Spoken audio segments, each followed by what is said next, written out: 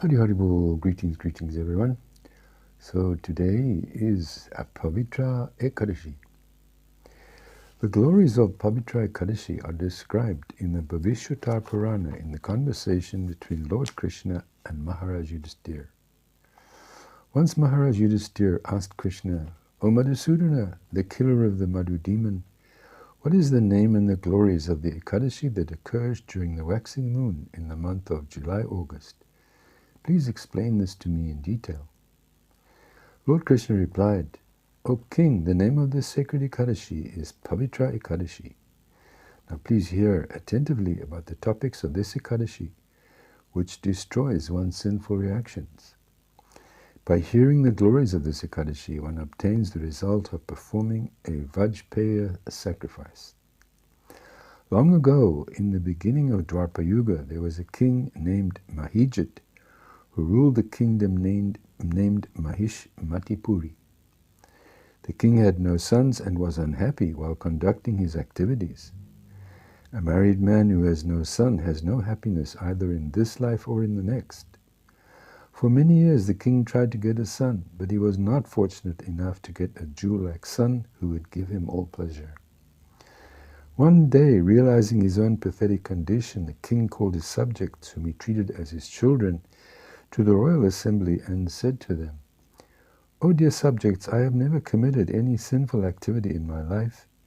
I did not increase my treasury by unlawfully earned wealth.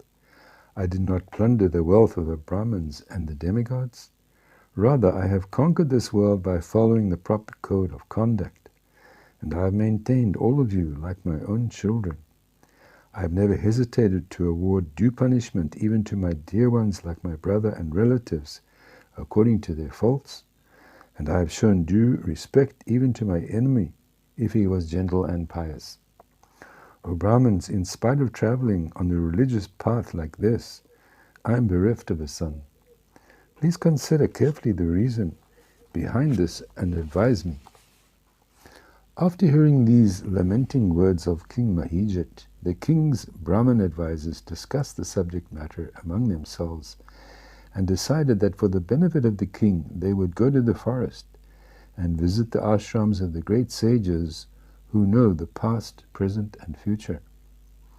After entering the forest and wandering here and there, they came across various ashrams of great sages. Finally they met Lomash Muni, who was engaged in severe austerities.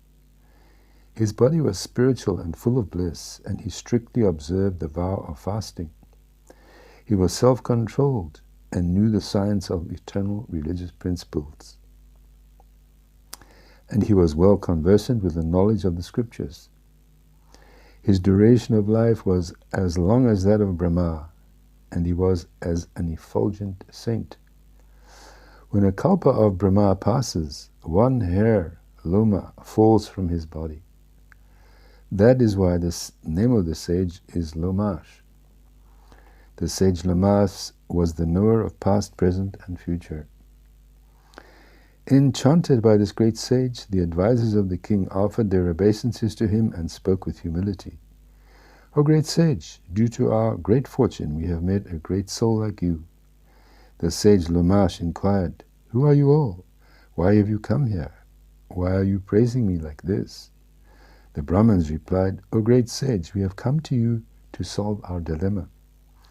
O Lord, our king Mahijit has no sons. We are his subjects and we are treated by the king as his own children. We are feeling disturbed on seeing the distress of the king. O best of the Brahmins, we want to strictly undergo austerity here.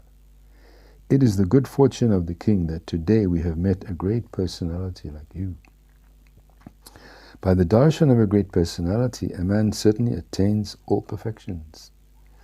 Please instruct us in such a way that our sonless king can have a son." After hearing their sincere prayers, the sage Lomash entered into a deep meditation for a movement and immediately understood the king Mahijit's previous life. He then said that in his previous life this king was a poor Vaishya or merchant. He committed a sinful deed.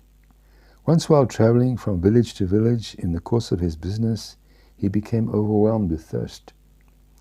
It was the midday of Dwadashi in the month of July. Soon he found a beautiful lake and decided to drink its water. At that time, a cow and her newly born calf came there to drink water. As the cow began to drink water from the lake, the merchant immediately drove her away and began to drink water himself. As a result of obstructing the thirsty cow from drinking water, the merchant had committed a sin. For this reason, though the merchant has now been born as King Mahijit, by the influence of his piety, he cannot get a son. On hearing these words of the great sage, the king's advisors said, "O great sage, it is stated in the Puranas that by the influence of piety, all one's sinful reactions are counteracted. Therefore, please instruct us in such a way that all the sinful reactions of the king will be destroyed and he can obtain a son." The great sage Lomash replied, "There's a famous auspicious Ekadashi known as Pavitra Ekadashi, which occurs during the waxing moon in the month of July-August. You and your king should properly observe this Ekadashi. Thereafter you should give the piety that you earn by observing this Ekadashi to your king. If you follow my instruction, then the king will certainly be blessed with a son." After hearing these words from sage Lomash, all the king's advisors became happy and satisfied. They offered their obeisances to the sage and returned home. Then they met King Mahijit and explained to him in detail what they had heard from the great sage Lomash. Thereafter, when the proper time arrived, the king's advisors remembered the advice of the sage and properly observed the vow of Pavitra Ekadashi with the king. On the day of Dwadashi, they gave away their accumulated piety to the king as advised by the sage. By the influence of this piety, the queen became pregnant, and in due course of time, she gave birth to a beautiful son. O King Yudhishthira, anyone who observes this sacred Ekadashi is relieved from sinful reactions and becomes happy both in this life and in the next. One who hears the glories of this Ekadashi obtains the happiness derived from having a son in this life and goes back to Godhead in his next life. Pavitra Ekadashi ki jai.